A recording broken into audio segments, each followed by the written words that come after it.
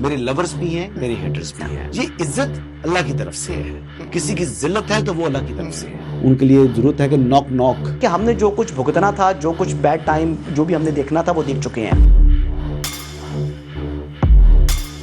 حسن ایوب خان کے تمام دیکھنے والوں کو السلام علیکم. ناظرین, آج ملٹیپل سٹوریز آپ کے ساتھ ڈسکس کروں گا.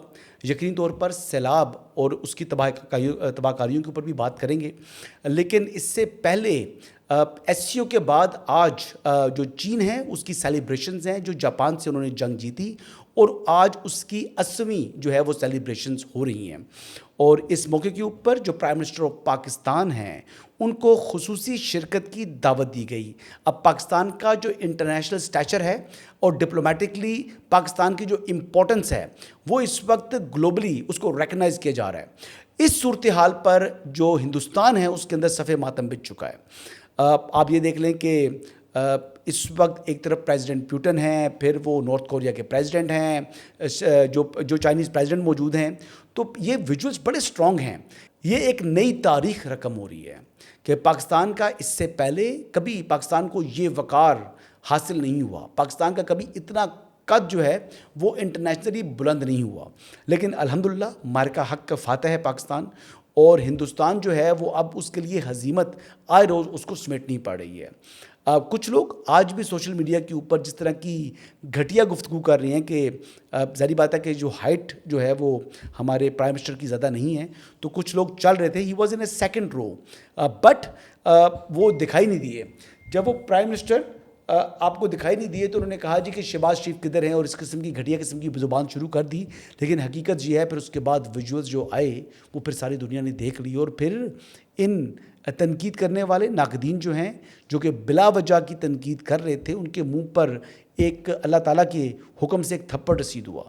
آپ یہ دیکھیں کہ اس وقت ہندوستان کے اندر صف ماتم بچھا ہوا ہے, کیونکہ اپنے ہی لوگ ہندوستان کے وہ تنقید کر رہے ہیں انڈیا کے اوپر کہ پاکستان کوئی بڑی مارکیٹ نہیں ہے پاپولیشن وائز اگر if we compare it with India, اور پاکستان کے پاس کوئی ایسی پروڈکٹس بھی نہیں ہے کہ جو دنیا پاکستان سے خریدے, لیکن اس کے باوجود پاکستان کو اہمیت مل رہی ہے اور ہندوستان کو کوئی اہمیت نہیں مل رہی. تو اس بات کے اوپر بڑی تنقید ہو رہی ہے. اور جو پرینکا گاندھی ہیں وہ مودی صاحب کے اوپر بھی تنقید کر رہی ہیں, اور وہ کیا فرما رہی ہے یا یہ ان کی گفتگو سنیں. اور مودی جی کا تو آپ پوچھئے ہی مت.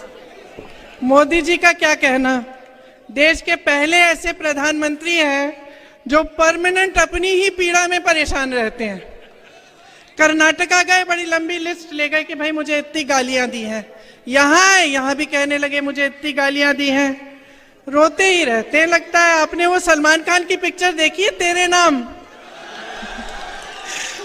اس میں سلمان خان شروع سے انت تک روتے ہی رہتے ہیں. میں تو کہتی ہوں مودی جی کے لیے بھی پکچر بنا دیتے ہیں, اس کا نام رکھیں گے میرے نام.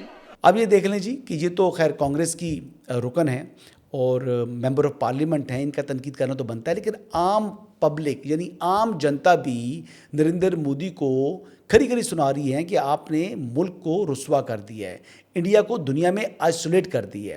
اور یہ سب کچھ کیوں ہوا؟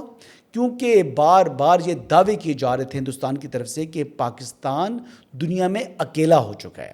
اچھا, ابھی 2 دن پہلے پریزیڈنٹ ٹرمپ کا بھی جو سوشل میڈیا کے اوپر ایک پیغام آیا, اس پیغام نے جو انڈیا ہے اس کو کھری کھری سنا دی, اور اس کے بعد کل ہی 2 بڑی کمپنیز نے اپنی جو ٹریڈنگ ہے وہ انڈیا کے ساتھ ختم کر دی. ایک سعودی کمپنی ہے اور دوسری عراقی کمپنی ہے. یہ ایک بہت بڑا جو ہے وہ بزنس لاس انڈیا کو جو ہے وہ ملا ہے. تو اب یہی سلسلہ چل پڑا ہے, پاکستان کے خلاف ایک سازش رچائی انڈیا نے, اور پھر اس سازش کے بعد آج تک انڈیا سنبھل نہیں سکا. اچھا, یہ چین کی جو جاپان کے اوپر فتح تھی اس کے بعد آج کی جو پریڈ ہے, اس پریڈ نے ویسٹ کو کم از کم چائنا نے اپنا مسل بھی دکھا دی ہے. چائنا نے اپنی جو دفاعی صلاحیت ہے اس کا بھی شو آف کیا ہے, شو آف پاور کر رہی ہے. چائنا نے اپنی جو ایڈوانسمنٹ ہے ان فیلڈ آف ڈیفنس وہ بھی دکھائی ہے. اور جو آج کے اسٹرانگ ویژولز دیکھے ہیں, اس کے بعد یہ کہنا کیا درست ہوگا کہ امریکہ دنیا کی واحد سپر پاور ہے, یہ فیصلہ جو ہے یہ میں عوام پر چھوڑتا ہوں. لیکن میرے حساب سے اگر چائنا سپر پاور نہیں ہے تو کسی سپر پاور سے کم بھی نہیں ہے.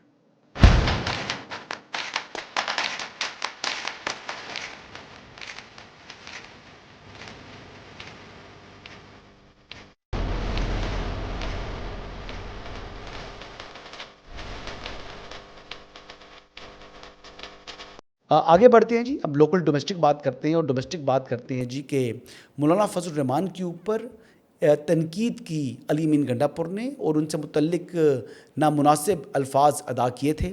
تو پھر اس کا جواب کل ہی مولانا جو فضل الرحمان کے صاحبزادے ہیں مولانا اسد, انہوں نے جواب دیا, اور انہوں نے جو علی امین خان ہیں وزیر اعلیٰ خیبر پختونخوا, ان کو اسٹیبلشمنٹ کا اعلی کار قرار دے دیا کہ تم سیکٹر کمانڈر کے وزیر اعلیٰ ہو, تم اسٹیبلشمنٹ کے وزیر اعلیٰ ہو, تم فوج کے وزیر اعلیٰ ہو, اور میرے دعوے کو رد کیا جائے, میں ہر محاذ پر اس دعوے کو سچا ثابت کرنے کے لیے تیار. اچھا, یہاں تک معاملہ رکتا نہیں ہے جی. میں تو کبھی ان کو کبھی ڈسکس نہیں کرتا, لیکن یہ دو ٹک ٹاکر خواتین ٹائپ ہیں, وہ موجود ہوتی تھیں زمان پاک کے اندر. مریم نواز شریف صاحبہ کے اوپر تنقید کرنے کی ان کی عادت تھی. اس ٹائم تو لوگ بڑی پذیرائی مل رہی تھی. آج ان خواتین نے بھی اسی لحاظ سے علی امین گنڈا پور کے خلاف اپنی جو ہے وہ سب بندی شروع کر دی ہے. اب یہ محترمہ بھی علی امین پر کس طرح کی تنقید کر رہی ہیں, ذرا سنیے. ملاقات کے لیے بلایا ہے, لیکن ہر بار آپ کی طرف سے ایک بات کہی جاتی ہے کہ جی سپریم کورٹ کے اندر یا ہائی کورٹ کے اندر درخواست جمع کروا دیجیے. جب آپ جانتے ہیں کہ وہاں سے آپ کو ریلیز نہیں ملے گا یا ملاقات کے لیے اجازت نہیں ملے گی, تو آپ اپنا پورا پروٹوکول لے کر ڈیالہ کے باہر کیوں نہیں جاتے ہیں, وہاں پہ اجلاس کیوں نہیں لگاتے ہیں, آپ کیوں کوشش بھی نہیں کرتے ہیں. ہم آپ سے نتیجہ نہیں مانگتے, ہمیں معلوم ہے کہ سسٹم جو ہے کنٹرول ہے, لیکن آپ یہ ثابت کیوں کرتے ہیں کہ آپ بھی کنٹرول ہیں. تو اگر آپ کنٹرول نہیں ہے, آپ کسی کے کہنے پہ کام نہیں کرتے ہیں, تو آپ کو عمران خان کے بار بار بلائے بغیر بھی ہر بار جب جمعرات کا دن ہوتا ہے یا منگل کا دن ہوتا ہے, آپ کو اپنے پارلیمنٹیرینز کو لے کر اڈیالہ کے باہر جو ہے وہ پہنچنا چاہیے. اگر آپ سب لوگ کے پی سے اپنی گاڑیوں کا قافلہ لے کے مرزا فریدی کے فارم ہاؤس میں لاہور آ سکتے ہیں, تو آپ اڈیالہ کے باہر بھی پہنچ سکتے ہیں. اڈیالہ کا راستہ جو ہے وہ پشاور سے کم ہے لاہور کی نسبت. اب یہ دیکھیں جی کہ علی امین خان گنڈا پور کے جو حالات ہیں وہ خاصے جو ہے وہ خراب ہوتے دکھائی دے رہے ہیں. ایک طرف انہوں نے جو کالا باغ ڈیم کی بات کی, تو پھر کالا باغ ڈیم کے اوپر ان کی جماعت کے اندر سے ہی تنقید شروع ہو پڑی. حلیم عادل شیخ جو کہ سندھ کے لیڈر ہیں, انہوں نے بھی اعتراض کر لیا. اسد کیسر صاحب کل ہی ہمارے ولاگ کے اندر آپ نے سنا کہ وہ بھی کالا باغ ڈیم کے حوالے سے جو اعلان کیا علی امین گنڈا پور نے, اس کا ان کو ان کی ذاتی رائے قرار دے رہے ہیں. تو اب علی امین گنڈا پور کیا کر سکتے ہیں؟ علی امین گنڈا پور صاحب کیا سنجیدہ تھے, یا میں نے تو کل ہی کہہ دیا تھا کہ علی امین صرف اپنی جو ہے وہ سیلف پروجیکشن چاہتے ہیں. تو اب ان کو وہ کیا کر سکتے ہیں عملی طور پر؟ اگر وہ اپنی سنجیدگی دکھانا چاہتے ہیں تو ایک ریزولوشن کم از کم اپنی اسمبلی سے پاس کر کے تو دکھائیں. آپ وزیر اعلیٰ ہیں تو کم از کم آپ ایک جو قرارداد ہے کالا باغ ڈیم کے حق میں وہ تو منظور کروا سکتے ہیں. اگر نہیں کروا سکتے تو پھر اس کا مطلب ہے کہ کھوکھلے نعرے ہیں, اور اگر آپ یہ ایفرٹ ہی نہیں کرتے تو اس کا مطلب یہ ہے کہ صرف آپ نے سیلف پروجیکشن کے لیے یہ بات کی ہے. آگے بڑھتے ہیں جی. آگے بات کرتے ہیں سیلاب کی, اور سیلاب نے جو ہے وہ اپنی تباہ کاریاں جاری رکھی ہوئی ہیں. اور اس موقع کے اوپر جب اس وقت جو سیلابی پانی ہے وہ جنوبی پنجاب کو ٹارگٹ کر رہے ہیں. اب ملتان کا دورے کے دوران جب وہ وہاں گئے تو ظاہری بات ہے کہ کیمپس میں پنجاب حکومت اپنی میکسیمم ایفرٹس کر رہی ہے لوگوں کو سہولیات فراہم کرنے کے لیے, لیکن پھر بھی وہ ناکافی ہے. تو قاسم گیلانی صاحب نے ایک تو شکریہ ادا کیا مریم نواز شریف صاحبہ کا, اور ساتھ ساتھ انہوں نے چند درخواستیں بھی کی. انہوں نے کہا کہ یہ چیزیں جو ہیں اگر یہ پنجاب حکومت پوری کر دے تو اس حوالے سے بھی مریم نواز شریف نے اپنی یقین دہانی کرائی ہے. لیکن اس کے ساتھ ساتھ ان کے دورے کے دوران جہاں جہاں وہ جاتی ہیں بڑے اسٹرانگ ویژولز اور تصاویر آ رہی ہیں. مریم نواز شریف صاحبہ جو سیلاب متاثرین ہیں ان کے ساتھ گھل مل گئی ہیں. یہ دکھاتی ہیں کہ جناب یہ آپ کا درد نہیں, یہ میرا درد ہوتا ہے. بالکل یہ دکھاوا ہی ہوتا ہے, لیکن بات یہ ہے کہ ایٹ لیسٹ اس سے ایک اچھا پیغام جاتا ہے.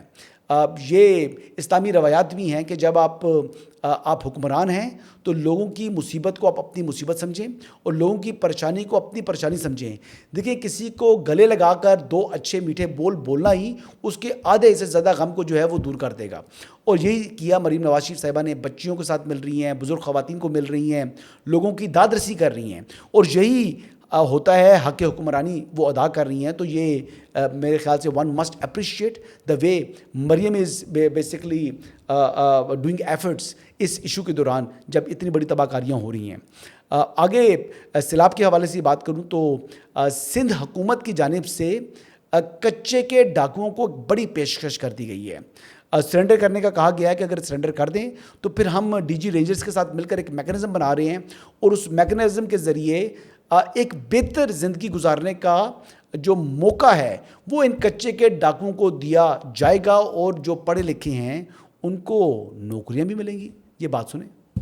उसके लिए मैकेनिज्म बना रहे हैं जिसमें मैं चेयरमैन हूँ उस कमेटी का, और उसके साथ हमारे साथ जो डीजी रेंजर्स हैं और होम सेक्रेटरी साहब हैं, मुख्तलिफ और हमारे अफसरान हैं जो उस कमेटी के मेंबर्स हैं, और इंशाल्लाह उस पर हम मैकेनिज्म बनाकर एक ऑफर करेंगे कि कच्चे के डाकू आकर कोर्ट ऑफ लॉ में सरेंडर हों और वो अपने जो भी केसेस हैं उनको फेस करें और अमन की ज़िंदगी गुजारें और सिंध की आवाम को भी अमन की ज़िंदगी गुजारने दें। देखिए, अगर वो बेरोजगार है, हथियार भी फेंक के कोई रोजगार का बंदोबस्त करेंगे, पढ़े लिखे डाकू भी ये सुना है। यकीनन ऐसे तो स्टेट जो है वो माँ की हैसियत रखती है आवाम के लिए, और स्टेट किसी भी जो अमन पसंद शहरी है उसको ऐसे नहीं छोड़ेगी, और इंशाल्लाह उनके लिए जो भी अमन पसंद होंगे उनके लिए रोजगार का भी इंतजाम। अब ये देख लें जी, कच्चे के डाकू जो हैं वो अब देख लें उनके पास गोल्डन अपॉर्चुनिटी आ गई है। जैसे कहते हैं ना, फलां मुल्क की जो गोल्डन लॉटरी निकल आई है, वीज़ा लॉटरी, अमेरिका की गोल्डन वीज़ा लॉटरी होती थी, या आजकल जो है वो गोल्डन वीज़ा इशू कर रहे हैं मुख्तलिफ अरब ममालिक।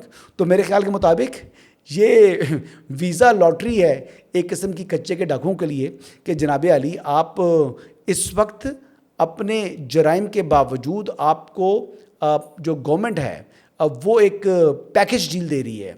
अगर आप इस पैकेज डील को अपना लें तो आप एक बेहतर यानी एक आम ज़िंदगी गुजार सकते हैं, ना कि एक क्रिमिनल की ज़िंदगी जहाँ पर आपको छुपना पड़ता है, डरना पड़ता है, आपको पुलिस मुकाबलों का डर होता है, वहाँ पर आपको जेल जाने का डर होता है और आप भटक रहे हैं जंगलों के अंदर, वीरानों के अंदर।